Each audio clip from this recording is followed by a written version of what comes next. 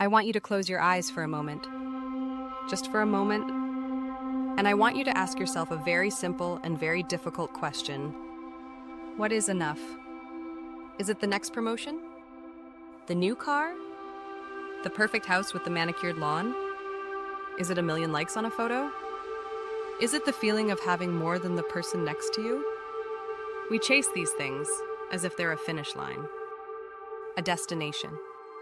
We are constantly running, perpetually out of breath, with our hands outstretched, reaching for something just out of our grasp. And what happens when we finally touch it? The next goal appears. The next craving. We feel a fleeting flicker of joy before the hunger returns. An ache for more. And in that relentless chase, a question whispers, a truth that is as old as time. Who is truly poor? Is it the man who has too little, or the man who craves more? I have a friend, a brilliant guy. He was a partner at a big law firm, made more money than most people could spend in a lifetime. Had the trophy wife, the kids in private school, the vacation homes. From the outside, he had it all. But every morning, before the sun came up, he'd be at his desk, already on a call with London or Tokyo. Always striving. Always grinding. He had an obsessive need to be the richest guy in the room. One day he got a call. His daughter, his youngest, had a dance recital. A big one. She was the lead. He promised he'd be there. But a deal, a huge multi-million-dollar deal, was about to close. The client needed him. The firm needed him. He looked at the clock, and he chose the deal. He chose the hunger. He told his daughter he was sorry. A few months later, his daughter started acting out. She got into trouble at school. Her grades plummeted. She became distant. When he finally found a moment to sit her down, he asked her what was wrong. She looked at him with these big, sad eyes, and she said, "Dad, you're always busy." He had everything.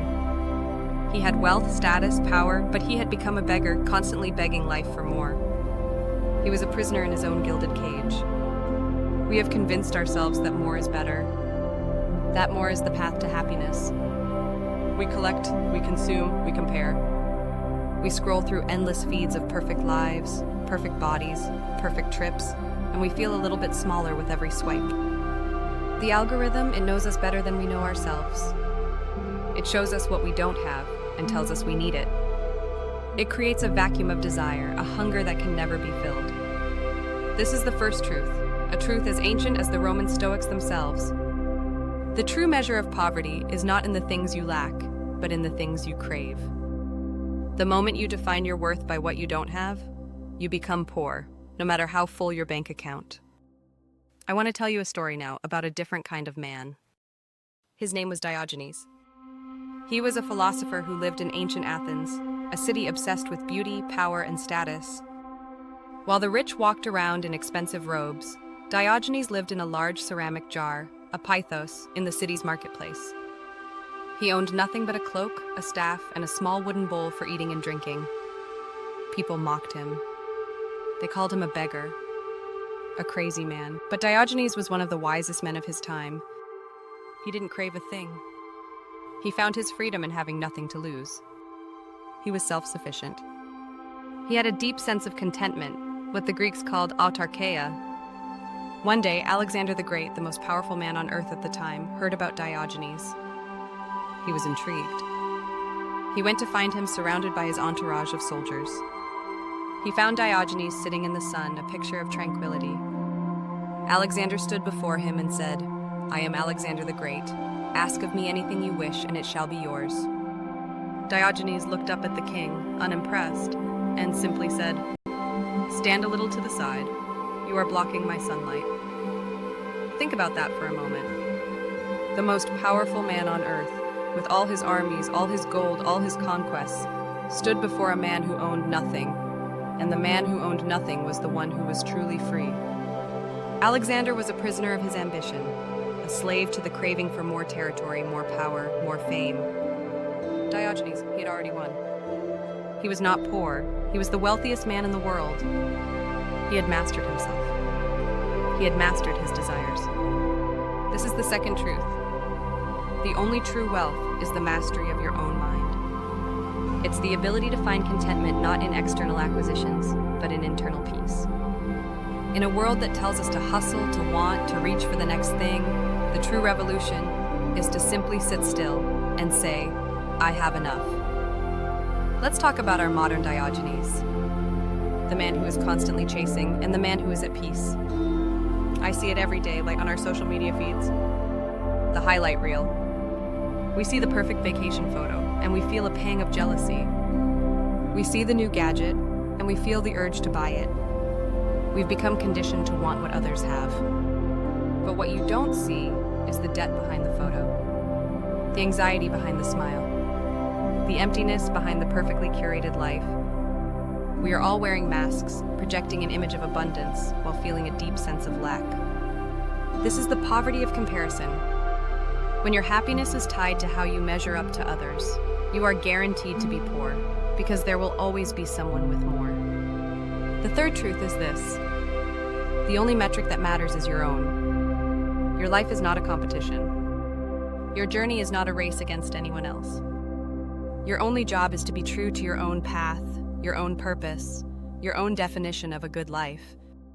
The man who craves more is poor, not just in possessions, but in time, in presence, in joy.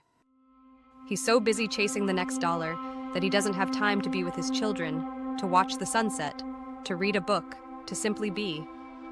I want to talk about one last person, a modern hero. A friend of mine who was a high-powered architect, always stressed, always on the verge of burnout. He was a slave to his phone, to his emails, to the relentless demands of his clients. He thought he was building his legacy, but he was really just building a cage. Then he got sick. Not life-threatening, but serious enough to force him to stop. To slow down. He couldn't work. He was confined to his home. He had no choice but to be still. And in that stillness, he started to notice things. The way the light hit his living room window in the morning. The sound of birds outside. The way his wife smiled when she brought him tea. For the first time in years, he wasn't looking at a spreadsheet or an email. He was just looking. And he realized he had everything he ever needed right there in that small apartment. This is the fourth truth. We are so busy building a life we think we want that we forget to live the one we have. True wealth is not found in what you acquire, but in what you are able to see. It's the ability to find a moment of peace, a moment of beauty in the middle of the chaos. So how do we find this state of enoughness? How do we break free from the cage of craving? It's not about giving up on ambition. It's not about living in a jar. It's about recalibrating your compass. It's about a fundamental shift in perspective. The fifth and final truth is this: the man who has too little is not poor if he has a purpose beyond himself. True wealth is found in contribution, in service, in giving. When you build something not for profit, but for impact. When you give not to receive, but to enrich others. When you find your meaning not in what you get, but in what you give, you will never feel poor again. Because your worth is no longer tied to a fleeting object, but to an eternal act. The man who craves more is poor, because his focus is always on himself. His world is small. It's a constant inward-looking pursuit, but the man who gives, his world expands. It becomes boundless. His poverty is replaced with an infinite richness, a richness of connection, of community, of meaning. Think about the feeling you get when you help someone, when you create something that moves someone, when you give a moment of your time to a friend in need.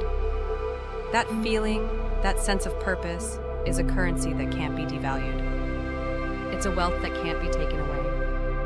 So I leave you with this. The man who has too little but feels he has enough is the wealthiest of all. He has mastered the art of contentment.